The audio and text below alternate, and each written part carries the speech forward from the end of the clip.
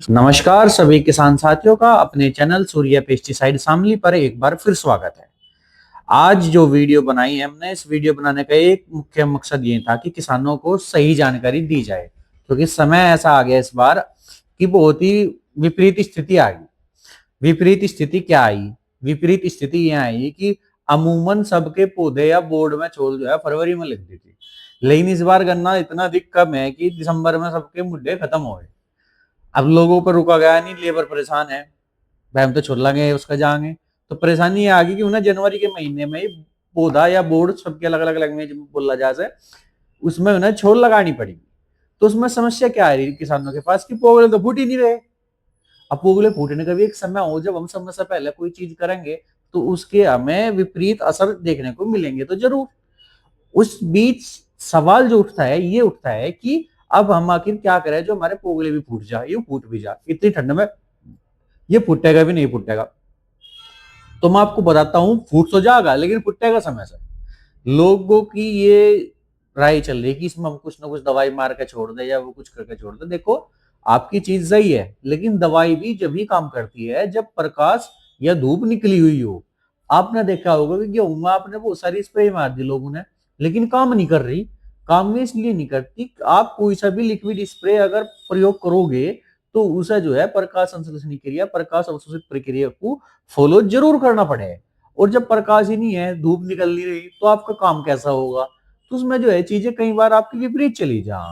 तो दूसरी जो सवाल उठाए लोग ये कह कि हम यूरिया में कुछ मिलाकर डाल दें। देखो, यूरिया में आप जो भी चीज मिलाकर डालोगे वो असर तो करेगी, लेकिन उसे कम से कम भी 20 से 25 दिन चाहिए। इतना टाइम किसी के पास है नहीं। जिसके पास 20-25 दिन है वो फरवरी में छोल लग जाएगी उसकी। लेकिन 90% लोगों ने छोल इस समय लगा दी। तो किसान भाई बिल्कुल भी बरगलावा ना, आप नॉर्मल अपनी छोल को कर लो। उसे कैसा फुटाव करना वो हम आपको बता देंगे समय आने पर। लगभग 15 फरवरी के बाद आप जो भी दवाई या खाद प्रयोग करना चाहो वो आप उस समय प्रयोग कर सकते हो। अभी बिल्कुल निश्चिंत होकर आप अपना छोली स्टार्ट कर दो। दूसरी जो चीज है, एक चीज और बहुत सामने आ रही, हमें पास भी जैसे फोन वगैरह आते रहे, तो लोगों का ये सवाल है कि ऐसी कौन सी वैरायटी लाई जा जिसमें कि रोग ना हो। तो मैं आपको एक छोटी सी स्टोरी बता रहा है इस बारे में कि इस सवाल का जवाब उस स्टोरी से कैसे मिलेगा आपको। देखो, सभी लोग राउंड अप के बारे में जानते हैं। राउंड अप जो है मोनसेंटो कंपनी का प्रोडक्ट है, और मोनसेंटो है अमेरिका की कंपनी। स्टोरी यहां से शुरू होती है, और इस स्टोरी का हमारे करने तो पूरा पूरा संबंध है, वो मैं आपको इसी वीडियो में भी बता देता हूँ। होगा क्या कि मोनसेंटो ने राउंड अप नाम का एक केमिकल बनाया। अब उस केमिकल से क्या था, किसानों को बहुत सारी परेशानी हुई कि उसके खेत में घास उगते थे, लेकिन अगर उसका प्रयोग करते थे तो उसके प्रयोग से फसलों पर भी काफी ज्यादा इम्पैक्ट पड़ता था। तो मोनसेंटो कंपनी ने क्या करा, इस चीज का तोड़ निकालने के लिए जीएम सर्टिफाइड फसलों के ऊपर काम करना चालू कर दिया। जीएम सर्टिफाइड चीज होती क्या है? जीएम होता है जेनेटिक मॉडिफाइड। जेनेटिक मतलब किसी भी चीज का जीन को आप जीन में चेंज कर दोगे। जब आप जीन में चेंज कर दोगे और वो चेंज जो वो इस अनुसार होगा कि वो जो ग्लाइको 41% वाला केमिकल है उसके प्रयोग में आने के बाद वो उसे नुकसान नहीं करेगा। और आपके जो फसल का जब घास नहीं होगा उस फसल में, तो उत्पादन बढ़ जाएगा।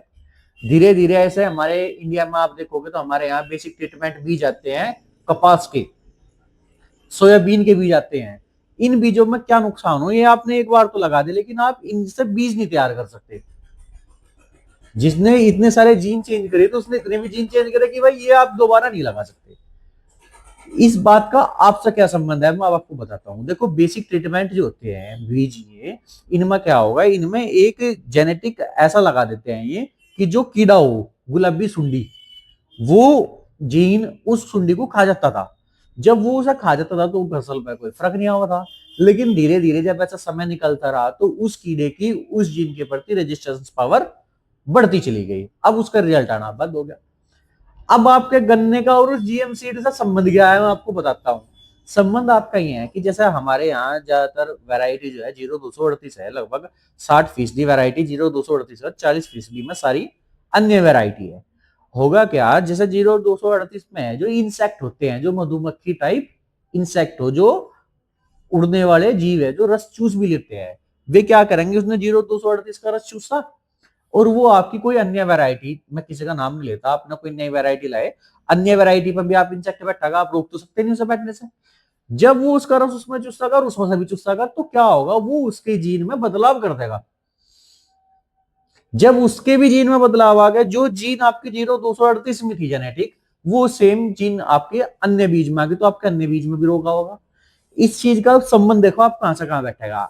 आप ये ना सोचो कि मैं आज की तारीख में जो वीडियो बना रहा है ये आज आ गया, ये सच होगा 5 साल बाद हो जाओ, 2 साल बाद हो जाओ, 3 साल बाद हो जाओ, होना यही सच है। ये आपकी सच्चाई है, स्वीकार करें। देखो आपने 0238 के बराबर में अगर कोई नया बीज लाए आप 2000 रुपए क्विंटल, 1500 रुपए क्विंटल, और जो 0238 से दिखने में बढ़िया है, वजन में ज्यादा है, गन्ने की मोटाई ज्यादा है, प्रोडक्शन भी उसका ज्यादा है, ऐसा बीज है, ऐसा नहीं ऐसा कोई बीज नहीं आता।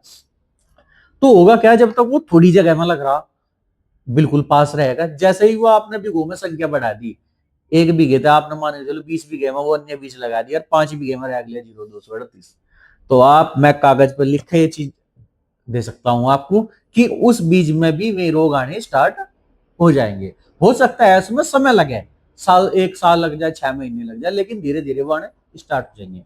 तो इस बात का संबंध ये है कि ऐसा बिल्कुल भी पॉसिबल नहीं हो सकता कि हम कोई ऐसा बीज लाएं और वो बीज ऐसा हो कि इसमें ना तो रोग आवे, 0238 तो वो ज्यादा निकल जाए, ऐसा बिल्कुल ही पॉसिबल नहीं हो सकता, क्योंकि हमारे परिवेश में आसपास में 0238 किसी ना किसी का तो खड़ा। एक इंसेक्ट में इतनी अधिक ताकत हो कि वो 10 किलोमीटर के परिक्षेत्र में भी घूम जाता है, और इंसेक्ट ऐसे अरबों खरबों की संख्या में है जिनके बारे में हमें पता ही नहीं है।